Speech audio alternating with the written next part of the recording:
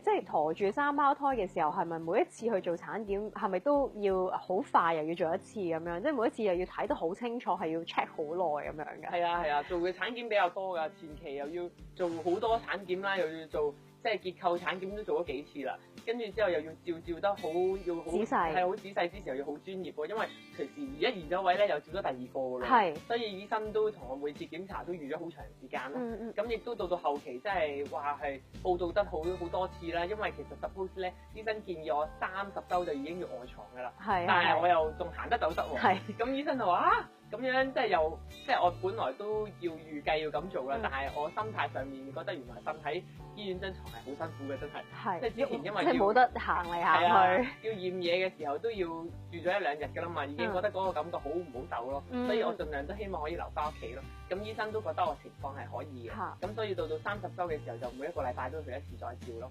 咁跟住前期又好密，後期又好密，咁就34週就開刀咯。但係我見到之前有啲報道咧，你係話越嚟越瘦喎，點解你可以越陀越瘦？唔係應該越陀越肥嘅咩？係啊，其實呢個我都冇經歷過㗎，到真正發覺嘅時候，原來佢真係會扯晒我啲營養㗎。我已經食得好密嘢㗎啦，即係到半夜凌晨起身又食2次，跟住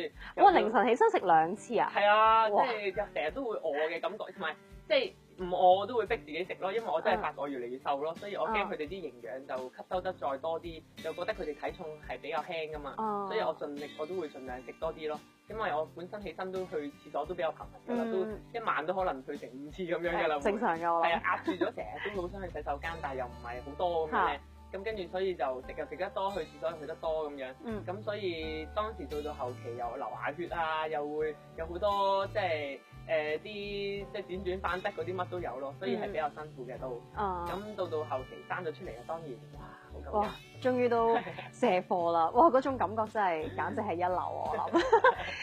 嗱，雖然即係有好多人可能會覺得，哇！你細個咁樣即係年輕嘅時候唔讀書啦，即係跟住就又去考咁多呢啲牌，但係其實我覺得你係一個好上進嘅人嚟嘅，因為以我所知你係雖然你會考只係得3分，係啦，但係你之後咧做咗其他啲冠軍，攞咗啲冠軍、健美小姐冠軍之後，你其實原來係有繼續進修嘅喎，即係你都明白到其實，雖然我以前可能錯咗，但係而家我行一條啱嘅路，係咪咁咧？係啊，其實因為細個嘅時候唔努力讀書啦，淨係 focus 咗喺運動上面，同埋就覺得讀書好悶咁啦。咁跟住到出嚟比賽嘅時候，好多時候接觸到啲中國選手啊、外國選手咧，都唔識講嘢，好似啞咗咁樣咯。跟住出邊又好似知識上面覺得其實係好重要嘅喎，因為要揾到一份好嘅工作先至可以繼續令到我可以繼續有運動嘅事業啦，同埋要繼續要供養自己啦。所以就發覺原來從運動入手啦，咁首先就讀咗好多唔同嘅牌照，就係賺取啲外快做教練，教呢樣教嗰樣教嗰樣嚟去工作，可以有一份好嘅收入先啦。咁自然就係覺得原來學歷就係一個本錢啦，因為會令到你可以繼續高攀同佢晉升，攞更多嘅工作機會啊，同埋識到更多嘅人。咁所以就由運動開始再讀翻運動管理及高級文憑啦，跟住之後咧畢咗業之後再讀個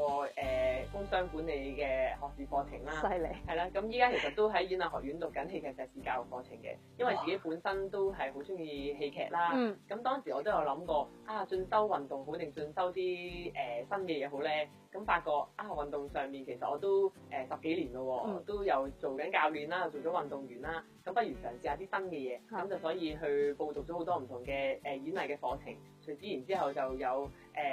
前嘅演藝學院院長啦，同埋King Sir就推薦咗我入去演藝學院。喺King Sir，咁你有冇機會喺幕前演出啊？都有喺幕前度拍啲動作電影嘅，其實係。咁但係依家就 focus 咗係啦，喺學校入邊教 drama 啦，同埋即係好多啲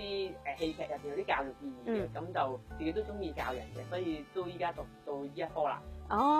咁會唔會真係第日除咗即係教啲小朋友演藝之外，你自己都會想再一次出翻嚟都客串下啦咁樣？係啊，咁其實我都中意演藝嘅，咁但係就希望自由度彈性高啲咯，咁亦都唔係話可能係成為一份工作就會比較辛苦啦。咁依家偶爾去接觸玩下，咁其實就幾開心咯。OK。